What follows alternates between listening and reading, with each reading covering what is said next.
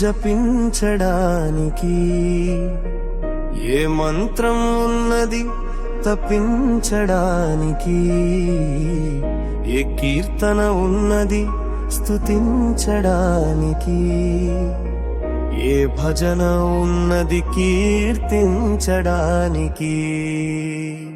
ఏ రూపం ఉన్నది స్తుతించడానికి, ఏ స్తోత్రం ఉన్నది పఠించడానికి, ఏ కోటి ఉన్నది రచించడానికి, ఏ ధర్మం ఉన్నది ఆచరించడానికి, ఏ మార్గం ఉన్నది సంచరించడానికి, ఏ తోడు ఉన్నది చరించడానికి, ఏ పేరు ఉన్నది స్మరించడానికి, ఏ దైవం ఉన్నది పూజించడానికి, ఏ శక్తి ఉన్నది మనను ఆదరించి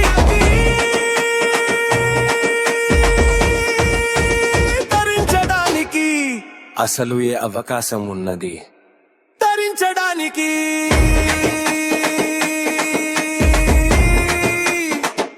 ఈ ప్రశ్నలన్నిటికీ ఒకే ఒక సమాధానం, అదే ఒక నామం. ఆ నామమే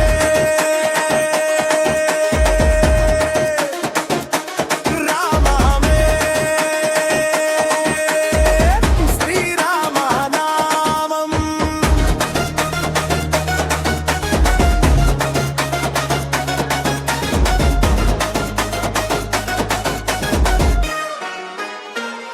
ఏకైక నామం, రెండు అక్షరాల నామం, మూడు స్వరాల నామం, నాలుగు యుగాలో పలికేటి నామం, ఐదు ఇంద్రియాలను జయించే నామం, ఆరు శత్రువులేను నిగ్రహించే నామం,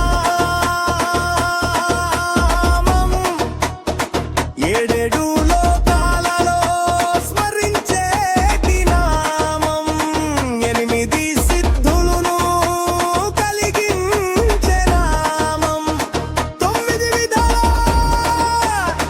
భక్తిదారులతో పరనామం చేరగలిగే నామం, 10 అవతారములు విశేష నామం, పరమశివుడును మించే రమ్యమైన నామం, అది ఏ నామం, అదే నామం.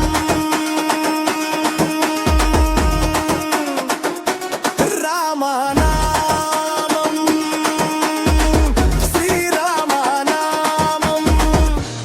రామ అనే 3 శబ్దాలలో సూర్యాగ్ని చంద్ర బీజాక్షరాలు నిక్షిప్తం చేశారంట.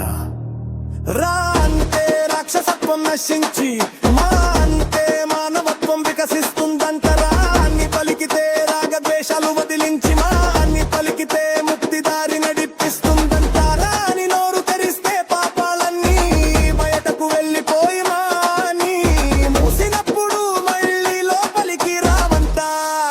ఓం నమో నారాయణాయ ఈ అష్టాక్షరిలోని రా అనే జీవాక్షరాన్ని, నమ శివాయి పంచాక్షరిలోని లా అనే జీవాక్షరాన్ని గ్రహించి, సకల జీవరాశులు స్మరించడానికి ధరించడానికి, మహావిష్ణువు నుండి తీసుకున్న మహాదేవుడు మహాదేవికి వివరించగా, వశిష్ఠుడు మనకందించిన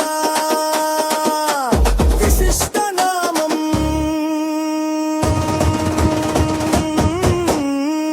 అది ఏ నామం, అదే నామం. రామ నామం, శ్రీరామ నామం. సత్యయుగంలో తపస్సు చేస్తేనే మోక్షం, త్రేతాయుగంలో యజ్ఞాలు చేస్తేనే మోక్షం, ద్వాపర యుగంలో దానాలు చేస్తేనే మోక్షం, కలియుగంలో మాత్రం నామస్మరణ చేస్తేనే మోక్షం. మరి ఏ నామస్మరణ చేయాలంటే, ఏ నామమైతే సత్యమో, ఏ నామమైతే ధర్మమో, ఏ నామమైతే మంత్రోచ్చారణ ఫలితం ఇస్తుందో, ఏ నామం వింటే పరమేశ్వరుడు పరవశించిపోతాడో, ఏ నామం అంటే హనుమంతుడు పులకరించిపోతాడో, ఏ నామం అయితే మన రక్తంలో జీర్ణించుపోయిందో, ఏ నామం అయితే మన భావోద్వేగంగా మారిపోయిందో, ఏ నామం వినిపిస్తే మనలో భక్తి భావము పొందులో, ఏ నామం అయితే మనదో మమేకమైపోయిందో, ఏ నామం అయితే దుష్ట శక్తులను నశింపచేస్తుందో, ఏ నామం అయితే